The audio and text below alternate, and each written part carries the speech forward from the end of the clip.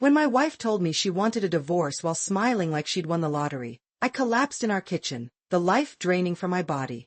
3 days later, I was sitting across from her family's attorney who couldn't stop laughing at what he was about to tell me. That's when I realized life isn't just a roller coaster. It's one where someone deliberately loosened the screws on your cart. If you're watching this, hit that subscribe button and tell me where you're from in the comments. Because trust me, this story twists harder than a tornado in a pretzel factory. My name is Daniel, and until that cold October morning, I thought I had it all figured out. A beautiful wife, Clara, who I'd loved for 12 years. A comfortable position as a partner in her family's real estate development company. A sprawling house in the suburbs with the white picket fence and even the golden retriever named Max. The American dream packaged and delivered. E should have known better. Things that look perfect rarely are. It started with little changes. Clara working later than usual. New clothes. A diferente perfume. The classic signs that I was too blind, or too trusting, to notice. Then came the text messages she'd hide whenever I walked into the room, and weekend business trips that seemed to multiply. But still, I trusted her. 12 years of marriage builds a foundation of faith that doesn't crumble easily. Until that Thursday. I was making coffee when she walked into our kitchen, dressed impeccably in her power suit, not a hair out of place. She placed a manila folder on our granite countertop, sliding it toward me with manicured fingers. I want a divorce, she said, her voice emotionless, clinical. My lawyer drew up the papers. It would be best if you sign them quickly. Less messy that way. I stared at her, waiting for the punchline, the just kidding that never came. Instead, she checked her watch, the Rolex I'd given her for our 10th anniversary, and added, I have a meeting at 9. We can discuss logistics tonight. My coffee mug slipped from my hand, shattering against the tile. Hot liquid splashed my legs, but I barely felt it. What? I managed to croak. Clara, what are you talking about? Is this some kind of joke? Her perfect red lips curved into what I can only describe as a smirk. Not the smile of someone regretfully ending a marriage. The smile of someone who'd just won. Oh, Daniel, she said, her voice dripping with something close to pity. We both know this hasn't been working for a long time. Script part separator ===. But that's not true, I said, my voice breaking as I desperately tried to make sense of what was happening. We had dinner with your parents last weekend. We were planning that trip to Hawaii next month. We made love 2 nights ago. Clara's face hardened, the mask of pity dropping away to reveal something colder underneath. Let's not make this difficult, Daniel. I've been unhappy for years. I've just been good at hiding it. She glanced at her phone. I need to go. My driver's waiting. Your driver? I stammered. Since when do you have a driver? Since I decided I deserve better, she replied, picking up her designer handbag. I expect you to be out of the house by the weekend. You can stay at a hotel. The company will cover it for 2 weeks. After that, you're on your own. I grabbed her arm as she turned to leave. Not roughly, just enough to make her look at me. You can't just end 12 years like this. Clara, please. What happened? If there's someone else. Her laugh cut through me like glass. Someone else? Daniel, there have been several someone else's. Did you really think I was satisfied with you? With this? She gestured vaguely at me, at our home. I've outgrown you. The company has outgrown you too. The floor seemed to tilt beneath me. What do you mean? Your position is being terminated. The board voted yesterday. She smiled that cold smile again. Unanimous decision, I'm afraid. Turns out nepotism only goes so far when the nephew-in-law is underperforming. Underperforming.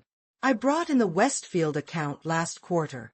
That was a $7 million deal, which Jason could have closed for $5 million more. Face it, Daniel. You were never good enough. I just took pity on you because my father asked me to.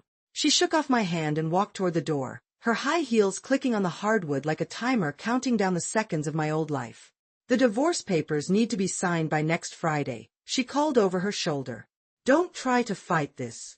You signed an ironclad prenup, remember? Script part separator equals. The door slammed, and I stood frozen in my kitchen, our kitchen, surrounded by shattered ceramic and cooling coffee. For 12 years, I had built my life around this woman, this house, that company. And in less than 5 minutes, she had torn it all away with the casual cruelty of someone swatting a fly. I slumped to the floor, my back against the kitchen island, and stared at the divorce papers. They stared back, mocking me with their legal formality, their cold, precise language that reduced our marriage to assets and liabilities to be divided. That night, I didn't sleep. I paced our bedroom, the one Clara hadn't come home to, looking at photos of us through the years. Our wedding day. Our honeymoon in Bali. The Christmas parties at her father's estate where old man Harrison would clap me on the back and tell everyone I was the son he never had. Had that all been a lie too? Had Harrison been playing me, grooming me for some role in their family drama that I never understood? By morning, I felt hollow, scraped clean of emotion. I mechanically packed a suitcase, called the Marriott downtown, and booked a room for 2 weeks, the exact time frame Clara had generously offered to cover. I was walking out the door when my phone buzzed. A text from Thomas, my brother-in-law and the company's CFO, heard the news. Tough break. Let's grab a drink tonight. Murphy's at 8. Thomas had always been friendly, if a bit distant. Never the type to suggest after-work drinks. But I was desperate for any friendly face, any explanation of what hurricane had just torn through my life. Murphy's was a dark Irish pub downtown, the kind of place with sticky floors and bartenders who knew how to mind their own business. Thomas was already there when I arrived, nursing a whiskey neat, his suit jacket hung carefully over the back of his chair. "Daniel," he said, standing to shake my hand. "You look like hell." "Feel worse," I replied, signaling the bartender for the same as Thomas. "Clara doesn't waste time, does she?" Thomas said, his voice carrying a note I couldn't quite place. "Never did." I stared into my whiskey after it arrived. "What happened, Thomas?" "Really happened. Because yesterday morning I had a wife who I thought loved me, and today I'm homeless and unemployed." Thomas leaned forward, lowering his voice. "You want the truth? You're not going to like it. Script part separator equals. I need the truth more than I need comfort right now," I said, downing half my whiskey in one burning gulp. Thomas glanced around the bar before leaning closer. "The company's in trouble, Daniel. Big trouble. The Westfield deal you closed? It was the last solid win we've had in 18 months. That can't be right. The quarterly reports." "Our creative fiction," Thomas interrupted. "Harrison's been cooking the books for years. We're over-leveraged, underwater on half our properties, and the SEC has started asking questions." My mind reeled. Harrison, real estate mogul, Clara's father and my supposed mentor, was committing fraud? But what does this have to do with Clara divorcing me? Thomas took another sip of whiskey. 2 months ago, Harrison changed his will. I don't know the details. That's all through his personal attorney, not the company's legal team. But something shifted. Clara's been in closed-door meetings with her father and the board ever since. "And suddenly I'm out," I murmured, pieces starting to click together. "Look," Thomas said, his voice dropping even lower, "there's more. Clara's been seeing Jason Morgan for at least a year. And not just as our competition. They've been planning something." Jason Morgan, CEO of our biggest rival firm. The same Jason she just mentioned could have closed my deal for more money. "Planning what?" I asked, my stomach churning. "A merger," Thomas said. "Or more accurately, a takeover. Morgan Real Estate absorbs Harrison Development. But for that to work smoothly, they need me gone," I finished. "Both from the company and from Clara's life." Thomas nodded grimly. "I think Harrison's will have something to do with it too. Clara's been obsessed with his estate planning lately, asking questions about beneficiaries, trust structures." My phone buzzed. A text from an unknown number. "I have information you need about Harrison's will. Meet me at Oakwood Cemetery tomorrow, 2 p.m. Come alone." I showed Thomas the message. His face paled. "Be careful, Daniel. When the Harrisons play dirty, bodies tend to follow the money." Script part separator equals. What Thomas was telling me changed everything. I wasn't just a discarded husband. I was an obstacle in a much larger scheme. Thomas, I need everything you can get me on the company's finances. Anything Harrison might be hiding. Thomas shook his head. You're talking about corporate espionage now. I could lose my license, go to jail. And what happens when the SEC investigation reaches you? You're the CFO, Thomas. The financial fraud stops at your desk. His face drained of color. I'll see what I can do. But Daniel, be smart. These people play for keeps. That night in my hotel room, I spread out the divorce papers. Clara had been thorough, or rather, her lawyers had. According to these documents, I walked away with basically nothing. My small savings account. My clothes. My car. Everything else, the house, the investments, the art we'd collected, all stayed with Clara. But something didn't add up. Why rush this? Why terminate me from the company the same day? If Harrison was changing his will and Clara was worried about it, what was the connection to me? The next day, I drove to Oakwood Cemetery with a knot in my stomach. It was a crisp autumn afternoon, leaves crunching under my feet as I walked among the tombstones. I half expected to be jumped or worse. What kind of legitimate meeting happens in a cemetery? I spotted him before he saw me. An older man in a gray suit, standing by an elaborate mausoleum. As I got closer, I recognized him, Walter Graham, Harrison's personal attorney for over 30 years. Mr. Peterson, he said formally as I approached. Thank you for coming. Why all the cloak and dagger, Walter? And why help me at all? You're Harrison's man. Walter's weathered face creased into something between a grimace and a smile. That's precisely why I'm here. Harrison was many things, but he valued loyalty above all else. He reached into his suit jacket and pulled out a sealed envelope. 3 months ago, Harrison changed his will. He knew he was dying, pancreatic cancer, very advanced. Script part separator, My throat tightened. Dying. Nobody told me. Harrison swore me to secrecy. Only Clara knew. Walter's eyes narrowed. But what Clara doesn't know is the content of the new will. He handed me the envelope. I stared at it, afraid to open it. What is this?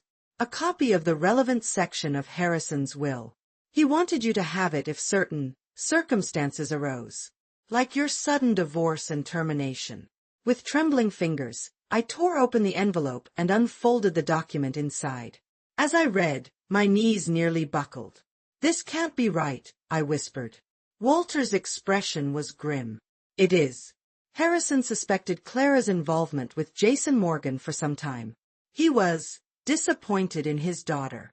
According to the document in my hands, Harrison had left the controlling interest in Harrison Development, valued at approximately $33 million, not to Clara, but to me. But why? I asked, my voice hollow with shock. Harrison told me once that you reminded him of himself when he was young. Before the money, before the power. He believed you would protect his legacy better than his own daughter would. Does Clara know about this? Walter shook his head. The will remains sealed until Harrison's death. But she suspects something. Hence the rushed divorce, the attempt to cut you out completely before her father passes. I stared at the tombstones surrounding us, feeling like I was in some bizarre dream. Harrison is in hospice care now, Walter said quietly. The doctors give him days, perhaps a week. Once he's gone and the will is read. Clara will fight this, I said. She'll claim I manipulated her father, that he wasn't of sound mind. Walter smiled thinly. Harrison anticipated that. That's why he recorded every conversation with Clara over the past 6 months, including her plans with Jason Morgan. Script part separator, The cemetery's silence suddenly felt oppressive, broken only by distant traffic and the occasional bird. Everything I thought I knew about my life had been appended twice in as many days. What do I do now, Walter? I asked, carefully refolding the will excerpt. Go back to your hotel. Act normal. Don't let Clara know you're aware of any of this. He handed me a business card with a handwritten number on the back. Call this number at exactly 9 p.m. tonight. Use a payphone, not your cell. As I drove back to the hotel, my mind raced through possibilities. If what Walter showed me was legitimate, I stood to gain control of a $33 million company once Harrison passed. But that also made me a very serious threat to Clara and whatever she was planning with Jason Morgan. I was so lost in thought that I almost missed the black SUV that had been following me since I left the cemetery. I made a sudden right turn, then another, watching as the vehicle stayed with me through both maneuvers. My heart hammering, I accelerated down a main avenue, weaving through traffic until I spotted a police cruiser parked outside a coffee shop. I pulled up sharply beside it. The SUV drove past, but not before I caught a glimpse of the driver, a thick-necked man in sunglasses who looked nothing like corporate security. That night at 9 p.m. sharp, I stood at a payphone in the lobby of an office building 3 blocks from my hotel. The phone rang exactly once before someone picked up. "The Westfield contract," said a woman's voice I didn't recognize. "Page 17, subsection C. Check it against the version filed with the city. That's your leverage." "Who is this?" I asked. "Someone who wants Clara and Jason to fail. Be at Harrison Memorial Hospital tomorrow, 10 a.m. Room 412. The line went dead. Script part separator, I slept fitfully that night, dreams filled with shadowy figures and whispered conspiracies. By morning, I felt like I'd fought a war rather than rested. But I had a plan forming, a dangerous one. First, I needed that Westfield contract. I called Thomas. "I need access to the office," I said without preamble when he answered. "Are you insane?" Thomas hissed. "Clara's got security watching for you. She told everyone you had a mental breakdown. I need to check something in the Westfield file. It's important, Thomas. Maybe important enough to save your career too." Silence stretched between us. Finally, back entrance. 7:30. "I'll let you in and give you 20 minutes. That's it." The Harrison Development Building gleamed in the morning sun as I approached through the employee parking garage.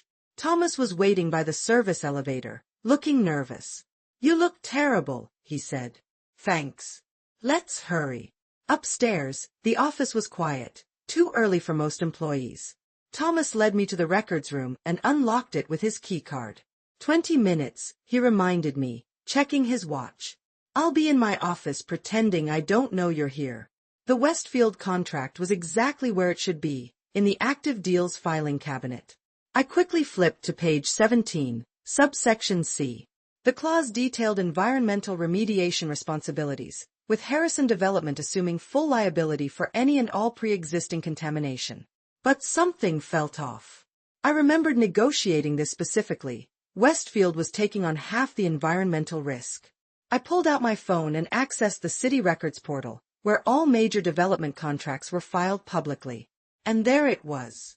The filed version had Westfield assuming 50% of remediation costs. The version in our files, the one Clara and Jason would be working from, had us assuming 100%. Someone had altered the contract after I'd closed it. Changes that could cost the company millions if the development site had environmental issues. I took photos of both versions, heart racing. This was sabotage, clear and simple. But who would benefit from Harrison Development taking a financial hit? The answer was obvious: Jason Morgan. If Harrison Development's value tanked right before a merger. I checked my watch. 9:15. I needed to get to the hospital. Script part separator, I hurried out of the office, narrowly avoiding Clara's assistant who was just arriving. 20 minutes later, I stood outside room 412 at Harrison Memorial Hospital, my heart pounding. Taking a deep breath, I knocked softly and entered. Harrison lay in the hospital bed, a shadow of the imposing figure I'd known. Tubes and wires connected him to various machines tracking his remaining life force. His skin had a yellow tinge, his once robust frame now gaunt and frail. "Daniel," he whispered, his voice barely audible. "You came." I moved closer to the bed, shocked by his deterioration. "Harrison. I didn't know. They didn't tell me." A weak smile crossed his lips. "Clara wouldn't. She's been waiting for me to die." He gestured weakly to a chair. "Sit. Not much time." I sat beside him, overwhelmed by conflicting emotions. This man had been like a father to me, yet apparently had kept secrets of his own. Walter showed me the will, I said quietly. Harrison nodded slightly. Good. You'll need to be prepared. He coughed, and a nurse appeared almost immediately, checking his vitals before discreetly withdrawing. Why me? I asked. Why leave me the company instead of Clara? Because Clara would sell it, he whispered. To Jason Morgan. They've been planning it for over a year. But she's your daughter, I said. Harrison's eyes, sunken but still sharp, met mine. And you were the son I chose. Clara has her mother's ambition, but not my heart. He reached for a glass of water with a trembling hand. I helped him take a sip. Clara altered the Westfield contract, I told him. Changed the environmental liability clause after I signed it. Script part separator, Harrison's eyes flashed with anger, a glimpse of the formidable man he once was. She's been sabotaging the company from within, he wheezed. Making it worth less before Morgan swoops in. But why would she do that? I asked. She stands to inherit. Nothing, Harrison interrupted. At least, nothing from me directly. Not anymore. I struggled to understand. You said the will leaves the controlling interest to me, but what about the rest? Harrison's laugh turned into a painful cough. Clara gets 5%. My sister gets 10%. Various charities get the remainder. Clara's known for months that she was cut out. That's when the sabotage began in earnest. He reached for my hand with surprising strength. Daniel, listen carefully. In my desk at home, third drawer, false bottom, there's a hard drive. Everything is there. Every conversation with Clara. Every altered document. Her meetings with Morgan. Get it before she does. His monitor beeped as his heart rate increased. She thinks, she's so clever, he whispered. But I've been planning to. Sir, I think you should rest, I said, concerned by his agitation. No time for rest, Daniel. I'm dying. He fixed me with an intense stare. Promise me. Promise you'll protect what I built. Don't let Morgan dismantle it for parts. I promise, I said, meaning it despite everything. Good. Now go. Clara visits at noon. You can't be here. As I stood, Harrison grabbed my wrist. One more thing. Your marriage, was it ever real? For you? The question caught me off guard. Yes, I said after a moment. For me, it was always real. Script part separator, Harrison nodded, seeming satisfied. Then you deserved better. We both did. Now go. I left the hospital with my head spinning. Harrison was dying. Clara had betrayed both of us. And somehow, I was about to become the owner of a $33 million company, if I could survive long enough to claim it. I needed that hard drive. But getting into Harrison's estate wouldn't be easy. The mansion had security, and Clara was likely there when not at the office or hospital. I needed help. I called the only person I could think of who might have access, Jessica, Harrison's housekeeper of 20 years, who had always treated me kindly. Jessica, it's Daniel. I need a huge favor. Her voice was guarded. Mr. Peterson. I heard about you and Miss Clara. I'm sorry. Jessica, I need to get something from Harrison's study. Something he asked me to retrieve. A long pause. Then, Miss Clara has changed all the security codes. And there are new guards. When does Clara usually visit Harrison at the hospital? Every day at noon. She stays about an hour. Perfect. Can you let me in tomorrow while she's gone? Another hesitation. Mr. Harrison, is he really as sick as they say? He's dying, Jessica. Days at most. I heard her sigh. The service entrance. 12:15 tomorrow. I'll have 15 minutes before the security patrol circles back. Thank you, Jessica. Mr. Peterson, she interrupted, if Miss Clara catches you, I never helped you. I need this job. I understand. I spent the rest of the day researching environmental reports on the Westfield property. Just as I suspected, Preliminary soil samples had shown contamination from a former gas station on the site. If Harrison Development was on the hook for all remediation costs, we were looking at a $7 to $10 million hit, exactly the kind of financial drain that would make the company vulnerable to Morgan's takeover. That night, my hotel room door handle jiggled at 2 a.m. I bolted upright in bed, heart racing. Someone was trying to get in. I silently grabbed my phone, ready to call 911. Script part separator, The door handle stopped moving. Then came a soft knock. Daniel. It's Thomas. Let me in. I approached the door cautiously. Prove it's you. Your college mascot was a badger, and you still have the stuffed one Clara wanted to throw away. I opened the door quickly. Thomas looked terrible, sweaty, disheveled, and glancing nervously down the hallway. You need to get out of here, he whispered, pushing past me. They know you were at the hospital. Who knows? Jason Morgan's security team. They've been watching Harrison's room. He ran a hand through his hair. Clara fired me this afternoon. Said I was conspiring with you. My stomach dropped. I'm sorry, Thomas. It gets worse. I overheard Clara on the phone with someone. They're accelerating the plan because Harrison is failing faster than expected. He lowered his voice. I think they're going to try to access Harrison's house tonight. The hard drive, I breathed. I need to get there first. Thomas shook his head. It's too dangerous. I saw one of Morgan's security guys in the lobby when I came in. I don't have a choice. That hard drive has everything. Proof of Clara's sabotage, her plans with Jason, all of it. Thomas paced the small hotel room. There's a back exit through the kitchen. Service corridor leads to the employee parking. I grabbed my jacket and wallet. Where will you go? My sister's in Philadelphia. Clara doesn't know about her. He handed me a USB drive. Financial records showing the contract alterations. Not enough to prove who did it, but enough to raise questions. I pocketed it. Thank you, Thomas. Just don't get yourself killed. And Daniel. His expression darkened. Be careful around Walter Graham too. I'm not convinced he's on your side. Script part separator, I slipped out of the hotel through the kitchen as Thomas suggested, narrowly avoiding a burly man in a dark suit who was questioning the night clerk at the front desk. Outside, the night air was cool against my face as I hailed a cab to take me within a few blocks of Harrison's estate. The mansion loomed against the night sky, its windows mostly dark except for security lighting. I circled to the service entrance, checking my watch, 1:30 a.m. Hours before my planned meeting with Jessica, but if Thomas was right, I didn't have that kind of time.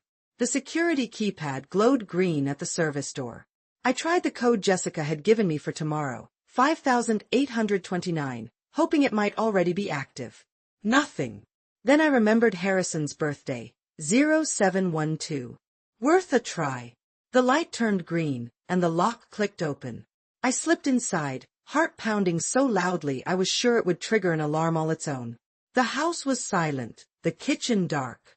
I knew the layout well from countless dinner parties and family gatherings. Up the back stairs, third door on the right to Harrison's study. Every creak of the floorboards made me freeze, listening for any sign of security guards. The study door was closed but unlocked. Inside, moonlight filtered through the windows, casting long shadows across Harrison's imposing desk. Third drawer, false bottom, he'd said. I eased the drawer open, feeling along the bottom until I found a slight depression. Pressing it, I heard a soft click as the false bottom popped up. There it was, a small external hard drive, no bigger than my palm. I grabbed it, along with a sealed envelope beside it marked Daniel, in case. Footsteps in the hallway. Voices. Check de está de alguém. Clara said he might try for Harrison's files. I quickly closed the drawer and looked frantically around the room. The connecting bathroom was my only option.